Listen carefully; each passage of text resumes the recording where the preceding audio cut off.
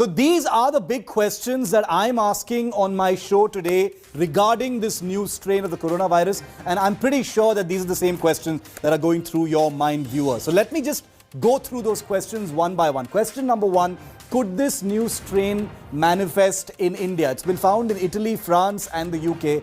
Could it be found in India? Will the current vaccines that are being developed abroad and here be effective against this new strain of the coronavirus? That's what most people will be asking. Is this new strain more dangerous and contagious? We know the answer to one of those questions.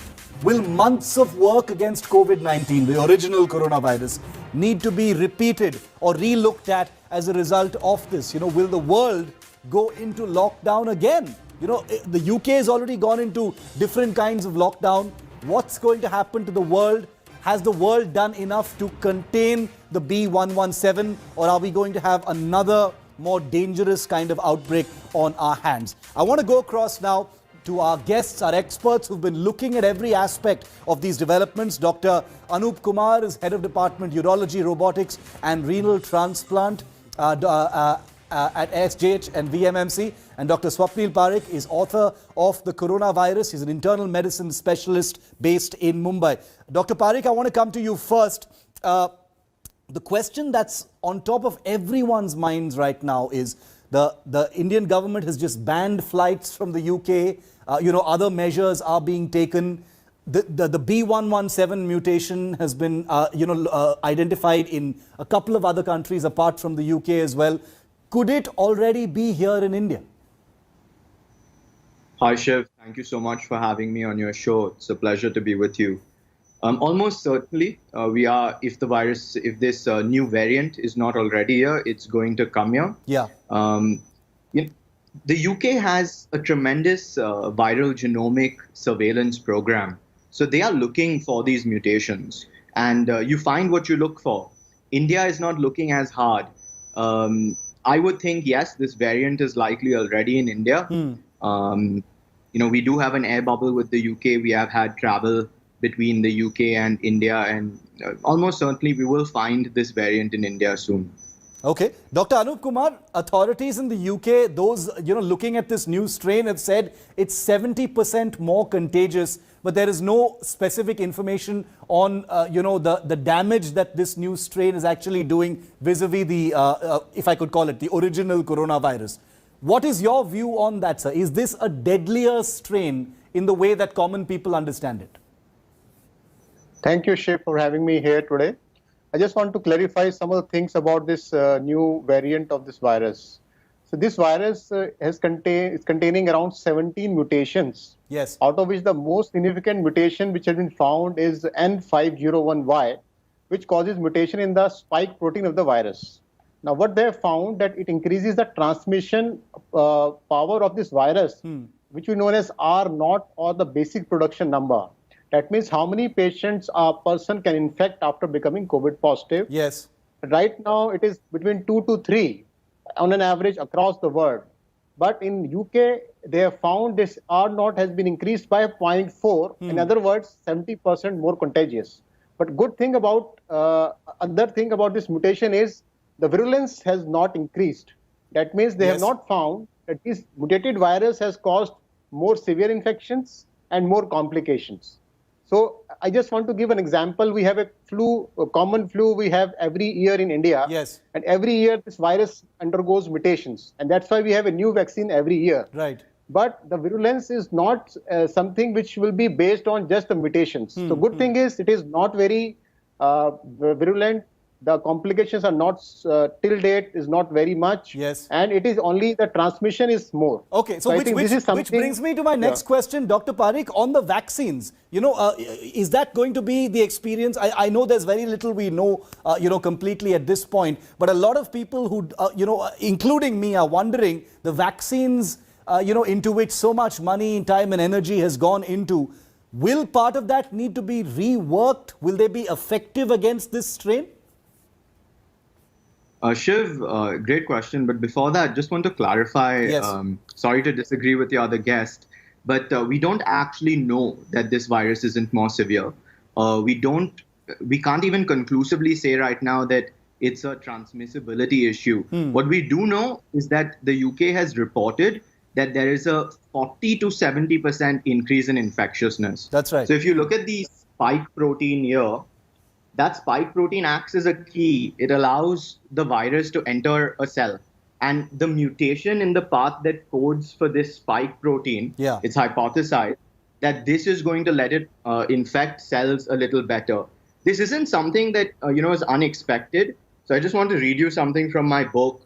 We had specifically written about this. Yeah. COVID-19 patients need to be closely monitored for the emergence of novel mutations at the 501 position in the SARS-CoV-2. So we were expecting mutations at this place. We wanted to look out for them. The reason being is that mutations in that affect the spike protein can do two things. One is allow the virus to infect cells better. Yeah. That can have some bearing on severity. We don't know that now. It's early days. There's no evidence of it right now. That doesn't mean we won't find evidence of it in the future. Scientists are looking at this very closely. To the question about vaccines, Yes. it's two parts. It's not just vaccines, right? It's also the immune response in people who have already recovered. Yes. So there's a 6970 deletion, which could allow the virus, a small change in the spike protein might possibly marginally reduce the efficacy of vaccines or the immune response. It could cause some small increase in the number of reinfections. But there's no need to panic because the vaccines so far are showing a very robust immune response. And vaccines aren't designed for just one part of the spike protein. Right. They cover the entire spike protein. So even if that small part changes, it's likely the vaccines will have some efficacy against other parts of the spike protein. Yes. No need to panic. The other good news is that the vaccine platforms we're working on right now This is can reassuring. be updated. So, a little Swapnil, easily. yeah, what you've said is extremely reassuring. You're saying that, the robust performances of the vaccines so far suggest that there's no need to panic and think that, all is lost with all the work that's already been done, and that these vaccines will somehow, in some catastrophic way, not work on this mutation. I'm coming to you, Dr. Anup Kumar, once again, but Dr. Mohan Gupte, former Director Epidemiology at the Indian Council for Medical Research, is also with us. So I quickly wanted to get a question in with him. Dr. Gupte, what would you like to say about, more cases coming up due to this new variant of coronavirus found in England, European countries and Africa? What is your view on this new strain, sir? UK's cases have started going up from September this year onwards. Around 20th of September in South England, they first discovered this new variant, which is showing some 17 changes in the genome. And this is a very large change. Now, due to this change, transmissibility of this virus has increased several times, about 70% more transmissibility compared to the earlier strain. Now, this being so, we have seen in UK about 70% increase in the new cases coming up in the last few days. Last week, if you talk of, the number of cases is almost double to the previous figures. So this has gone up, this is spreading very fast. It is still in UK, it has not gone out apparently. And what we see in other parts of Europe may not be because of this, because the variants of this virus will keep on occurring. It's an RNA virus, and RNA virus is known to have mutations in very large number. Compared to influenza, for instance, this virus is quite stable. It has got its own self-mechanism of repairing. And therefore, the changes that occur in COVID-19 virus are comparatively small and slow. Okay. But in spite of that, the 17 changes is a large change. And due to this increased transmissibility that we see in UK is quite large. Dr. Gupte, thank you. Dr. Anup Kumar, I want to bring you in once again. We were just telling all of our viewers about the multi-tiered lockdown that the UK has just imposed now. India has started banning these flights. As Dr. Parikh was telling us, it's very likely that the strain is already here in India. A lot of people will be wondering, we've been through this difficult pandemic. We've seen so much devastation in different parts of the country. We've seen a global lockdown happen and then a global sort of reopening. Could this strain trigger another kind of big lockdown across the world? It's already happened in the UK. So I want to reassure once again that these mutations are known to occur with RNA viruses. So as our Dr. Harshvardhan has already said, there is no need to panic. The lockdown has been started in UK because of the sudden surge in the number of cases. I don't think India will allow to have this kind of situation. They've already restricted the entries of any flights from the UK, and we are already following all the precautions. But having said that, definitely we have to keep everything under close observation. This virus has been found to have more than 4,000 mutations so far. And this is the first strain which you have just mentioned. It is a significant mutation which has caused concern. So this virus will continue to have mutations in the following months and years. Okay. It will continue. But only thing is, we have vaccines which are coming up again and again, like new vaccine is coming every month or second month. And they will keep on testing on different mutations again and again. One more thing I want to highlight, even if there's a mutation, this vaccine starts producing antibodies against the whole virus structure and not a specific protein. So even if there is a mutation, vaccine might still be effective against that mutated virus. But still, we have to keep a close eye on that.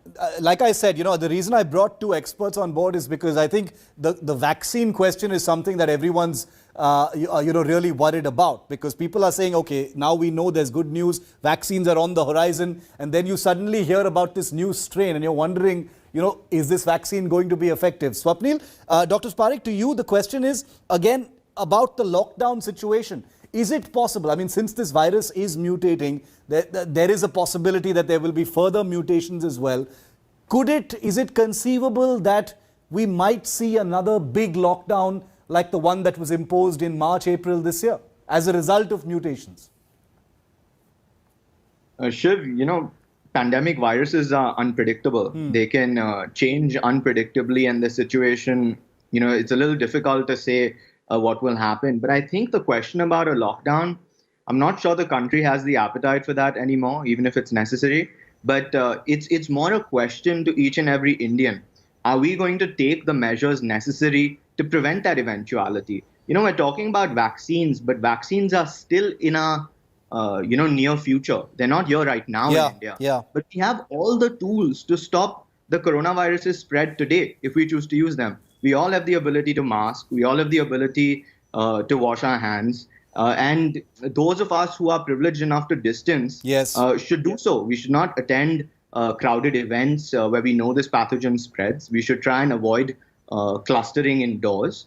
And we have the tools to prevent the spread today. The government has done so far a good job of scaling testing. We need to do more of that. We need to scale that even more. We need to isolate people who are positive. We need to quarantine contacts. We have all the tools. We've had all the tools from the very beginning. So the question is to each and every Indian, are we going to do what's necessary to prevent a lockdown? It's not about the virus. It's about us. I'm really glad that you said that. It's really up to us, because Dr. Parekh is so right when he says that I don't think India has an appetite for a lockdown anymore. We've been through hell in this lockdown and we've come out of it, clawing our way back to normalcy. So will a lockdown be compelled? Only you and I can decide that. So we've got to be absolutely super responsible at this time if we are to avoid another lockdown. Pandemic viruses are unpredictable. Who knows? It's possible that a lockdown will be necessary, but we need to be responsible and avoid that. Dr. Parekh, Dr. Anup Kumar, thank you so much. A pleasure having you here on my show and making those things so clear for us and our viewers. Hi everyone, Preeti Chaudhary here. Hope you like this video. For latest news and analysis, like and subscribe to the India Today YouTube channel. And don't forget to press the bell icon to stay updated. Thank you for watching.